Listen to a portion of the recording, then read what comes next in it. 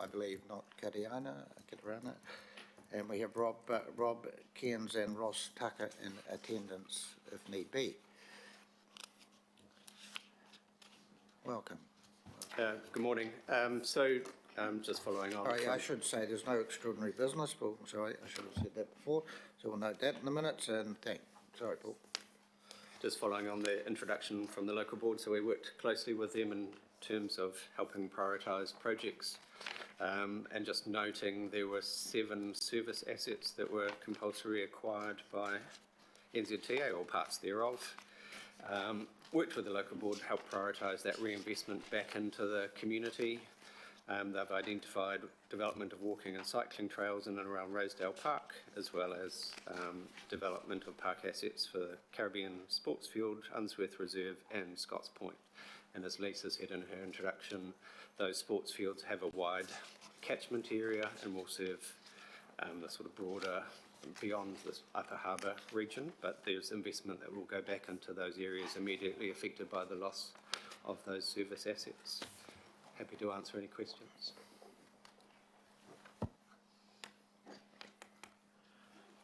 Well, I'm assuming Councillor Watson will move and Councillor Walker will second, and we have Councillor Darby with a question. Thanks, Chair. Just when we, as Chair of the Planning Committee, I was involved with all the negotiations on the Northern Corridor Improvements Project, and we got the busway over the line when it wasn't in the mix initially. But we questioned at that time that we knew that we were going to lose a lot of land. And one of the things that I put was the valuations on the disposal or the acquisition of land by NZTA was always going to be on the value of the land lost, not on the cost of the land to be acquired. And we always knew, and Lisa was at the table, Margaret Miles, consistently saying, we're going to wear this further down the track unless we negotiate an outcome that takes into account the acquisition of land rather than the disposal of land. So can you tell me, where did we get to on that? Because when I calculate this, a receipt of 6 million and a little for 3.7 hectares, that equates to a miserly $160 per metre. And we know, Lisa, you cannot acquire land within Kiwi of $160 a metre.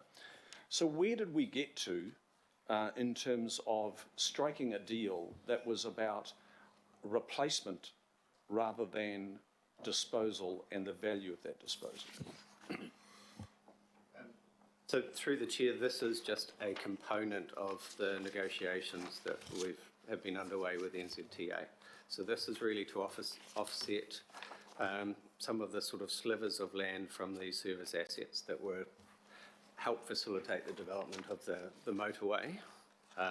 Then there was a broader agreement about getting comparable areas of land as compensation, particularly for that loss of the Rosedale hockey area. Yeah. So as part of that negotiation, what we have secured is a property in Bringham's Creek of comparable size, which there was an additional acquisition that we made to boost it up to 10 hectares, but we've got comparable land as part of that broader package of compensation for the loss of land to NZTA for this project. So this is one component of it.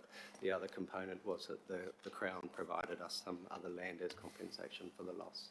And as the member from the Upper Harbour Local Board noted, we still have some ongoing negotiations about compensation for Rook Reserve as well as Rosedale landfill. So we haven't been compensated for those at this point. So I'm aware of the big deals like the relocation of hockey, Rosedale, and Green Hive Pony Club. I'm aware of those other relocations. I'm probably looking at these little bits, these strips, and that are identified that have, lessened the ability to, use a reserve area to its fullest. So you're confident that we've still got negotiations ahead of us to ensure that we get the very best outcomes in terms of place. Yes, that's really important, but also the best financial outcome. So we've still got negotiating ahead of us, and we are firm in our desire to deliver a good place and financial outcome. Through the Chair, that's correct. I'm confident that we do have considerable room for further negotiation with NZTA, and I believe in terms of our approach to this compensation that we're getting reasonably good value for money for ratepayers in this respect.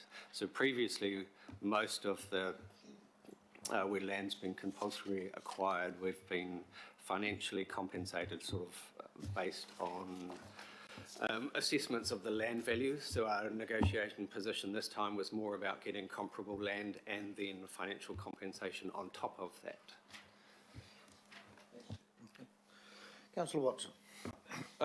Paul, perhaps just in light of that question, it might be worthy of a comment for the other councillors in terms of the wider quid pro quo that has been delivered with these negotiations or deals, compensations have been struck with NZTA in terms of the quality of the facilities that are being delivered and the speed with which they're delivered. And I think particularly of the BMX course, I think of the structure that's going for the hockey at Rosedale, and I think of what the Pony Club have ended up with out at Greenhive.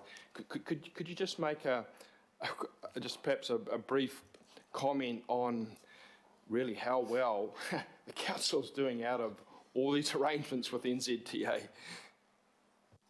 So through the Chair, Mace Ward just sent through some, so he's the sponsor of the compensation agreement between Council and the NZTA, and he sent through some updates in terms of the progress with those, the BMX tracks, the 2 pony clubs and the new high performance hockey centre, and both of those are on track in terms of their delivery. We understand that the hockey centre will be delivered in December for hockey to take over in January. BMX facility has been delivered, and the 2 pony clubs are very close to delivery. And in terms of quality, I think it would be fair to say that the quality of those facilities is better than we had previously.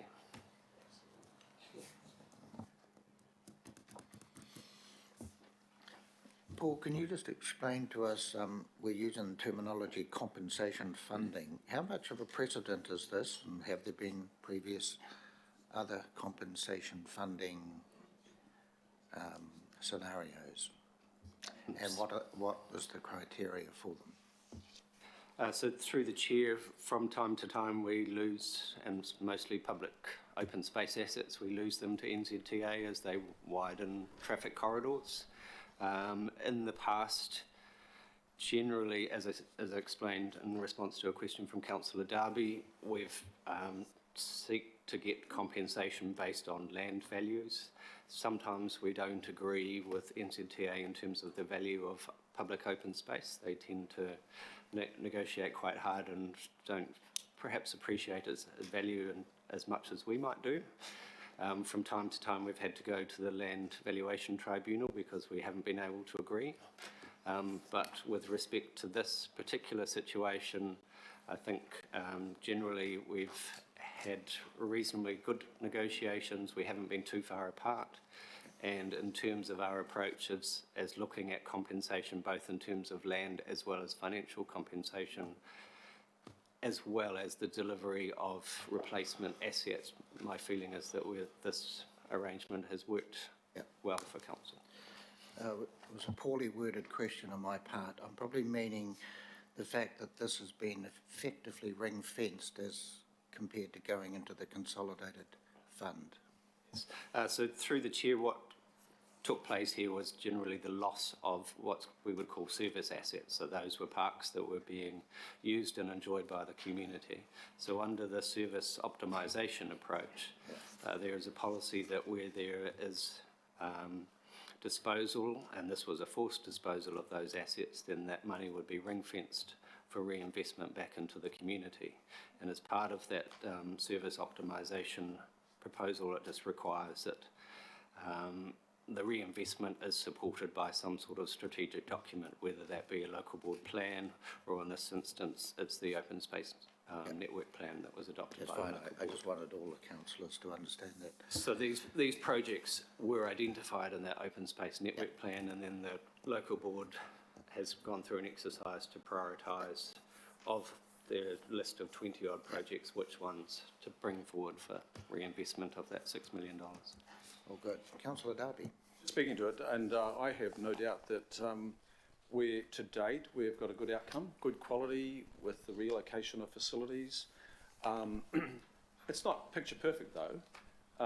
There is, again, Lisa, you know this pretty well, there is a shortage of grazing, and you cannot have equestrian operating really well unless you have good grazing ground, and that ground has to grow grass through as much of the year as possible. And we have got fewer members at those clubs that can now graze close to the equestrian facility. That's a fact. That is a lesser outcome. Though, when you look at the physical infrastructure, it looks fantastic, but fewer will be able to participate, maybe others that can truck horses in on their floats, etc. The hockey outcome is looking really good, but none of this occurred because of just hands off. This all occurred through the working party that put its foot down, and remember, Hannah Ray, you participated in that on a regular basis, and others. We put our foot down and said the history is that NZTA only deliver good projects when they go to a hearing and the submissions from council and the public are what makes the project long-lasting, positive for the community. And we had to put our foot down. And if you look around Auckland at every opportunity where the NZTA historically have operated, where the outcomes have been good, they have only been through the submission process, not because NZTA offered it at the outset. And you look at the beautiful bridge, pedestrian bridge across the motorway, the fact that there is a busway being extended, that was not in the original proposal. It was this council that put its foot down, and I wrote to the then minister saying the busway should have been in the proposal, and it eventually was. In fact, it made the motorway project even cheaper because it's a staging platform. So my point is that we've got a way to go, and I'm taking this opportunity to say we need to keep negotiating harder, because it concerns me, and hopefully the culture of NZTA has changed, and I'll give them credit there, but they will fight for the least because they are interested in holding as much budget in their own account. We have to fight for the best for the local community, and I thank the team for doing that. Councillor Hills. I know, just a quick comment, really. I think this is great. The facilities that are already being built and what is coming is fantastic. But obviously, like Councillor Darby and others have said, this is largely a payback or trying to make things better because of another important infrastructure piece coming through that area. So we've got to keep in mind that although this is fantastic, that it is, a lot has been taken away from this specific community in the area of open space and green spaces especially. But just want to congratulate the local board, especially Lisa White and others. It wasn't an easy process. There was a lot of division. There was a lot of community upset and a long time to get it right. And it could have ended up that NZTA just ploughed through and got on with it without. So I think it was very difficult for the local board and the local community at the time, but they really pulled through and came together, and this, in the end, will be legacy projects from this infrastructure project. So just want to congratulate everyone, but especially the local board, who really had to make some pretty hard calls and show leadership during that time, and I know it wasn't easy even between them, so thank you. Mayor Goff. Just a very brief comment, Mr. Chairman. I had the privilege of being with Lisa at a couple of the openings and with councillors. BMX track, absolutely world class. They're delighted with it. I declined the opportunity, as did councillors Watson and Walker, to trial it. The Pony Club, again, I looked at their old facilities and I looked at their new facilities, and wow, they think they've got something really special there, and they have. And I also attended one of the international hockey matches over there, and they're pretty happy with what's happening, as Councillor Darby pointed out. So I just want to add my congratulations to the local board, to the councillors that were involved, and to the officers. I think we've got a great result in new facilities that are totally world class, as well as a transformational Northern Corridor once it's completed. Yeah, I acknowledge there's disruption, but you know, whenever you're going to have a major project development, you're going to get disruption. The important thing is what comes out the other end. And what we're getting out the other end is far better transportation connections and 3 world-class sporting facilities. So well done, great result. Councillor Watson. So just to finish off, the Mayor's said everything, but even in terms of the way the disruptions handled has been very impressive. So basically the flow down through that, that heavily congested corridor is working just the same as it was before, and similarly along the highway there. So with that, along with their consultation, I think Lisa would probably agree that the kind of public angst has largely dissipated, and in the place they're seeing these superb facilities get delivered at speed. So again, congratulations to the officers involved, and also to the local board for their preeminent position in this too. Thank you. All right, well, we have a mover and a seconder. Thank you, Paul. Thank you, Wendy. We'll put the motion. All those in favour? Aye. Against? There's no one against. Excellent. Right, we move on to item 9, and we welcome